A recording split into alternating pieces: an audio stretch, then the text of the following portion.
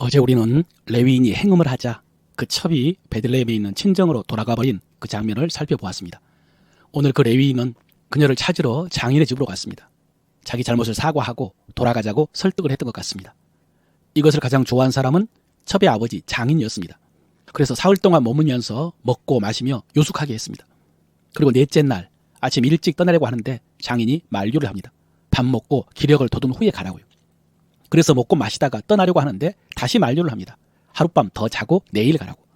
그래서 하루를 더 묵고 다섯째 날 아침에 일찍 떠나려고 하니까 또 장인이 밥을 먹고 가라고 합니다. 그래서 다시 먹고 마시다가 해가 저물어 갔습니다.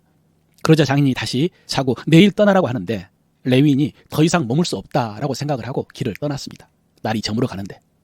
그런데 여러분, 이 레위인은 그날 밤에 자기들이 겪을 일을 전혀 알지를 못했습니다. 엄청난 공포 스릴러 영화 같은 일을 겪게 되죠. 불량배들을 만나고 첩이 욕을 당하고 죽습니다. 그런데 그 비극은 거기서 끝나는 것이 아니라 마지막에는 베냐민 지파와 이스라엘의 나머지 11개 지파가 전쟁을 벌여서 베냐민 지파가 거의 멸족을 하게 되는 엄청난 파장을 몰고 옵니다. 그래서 앞으로 일어날 일을 알고 있는 사람들은 조금 전에 레위인이 집으로 돌아가려고 할 때 장인이 밥 먹고 가라, 하룻밤 더 자고 가라, 내일 가라 라고 만류했던 그 장면을 안타깝게 생각을 합니다. 만약에 레위인이 처음에 떠나려고 했던 그때 떠났다면 이 엄청난 사고를 당하지 않았을 것이라고요. 첩의 죽음도 동족상잔의 비극도 일어나지 않았을 것이라는 것이죠. 그런데 여러분, 우리는 사람들이 보지 못하는 것을 보아야 되는데 레위인이 레위인답지 못했다는 것을 주목해야 됩니다. 여러분, 이 사건들을 레위인의 죄에 대한 하나님의 심판이다라고 설교하기는 어렵습니다. 그것은 성경을 너무 단편적으로 보는 것입니다. 그것이 이 사건을 기록하고 있는 사사기의 주제는 아닙니다.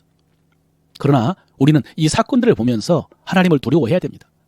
우리는 죄가 무섭다는 것은 알아야 됩니다. 그것은 내가 지금 이 말씀을 신학적으로 바르게 해석하는 것보다 더 중요합니다. 예수님께서도 실로암 망대가 무너져서 사람들이 죽었을 때 왜 그 사람들이 그런 일을 당했을까를 생각하기 전에 내가 회개할 것이 무엇인가를 먼저 생각하라고 하신 것과 같습니다. 여러분, 저는 복음을 전하는 목사입니다. 복음은 기쁜 소식입니다. 하나님의 사랑입니다. 하나님의 약속입니다. 그래서 매일 하나님이 나를 사랑한다는 말씀을 마음에 새기면서 하루를 시작합니다. 그런데 여러분, 동시에 저는 하나님이 두렵습니다. 하나님의 사랑을 믿는다고 하나님을 만으로 여기면 하나님께서 가만히 두지 않습니다. 그래서 히브리서 저자는 주의 징계하심을 경히 여기지 말라고 하면서 하나님께서는 사랑하는 자를 징계하시고 아들을 책찍질하신다라고 하셨습니다. 그래서 이 경계의 말씀을 전하지 않을 수가 없습니다. 사랑 성도 여러분, 오늘도 복음으로 인해서 감사와 기쁨과 평강을 누릴 뿐만 아니라 죄에 대해서는 두렵고 떨림으로 승리하는 여러분 되시기를 축원합니다.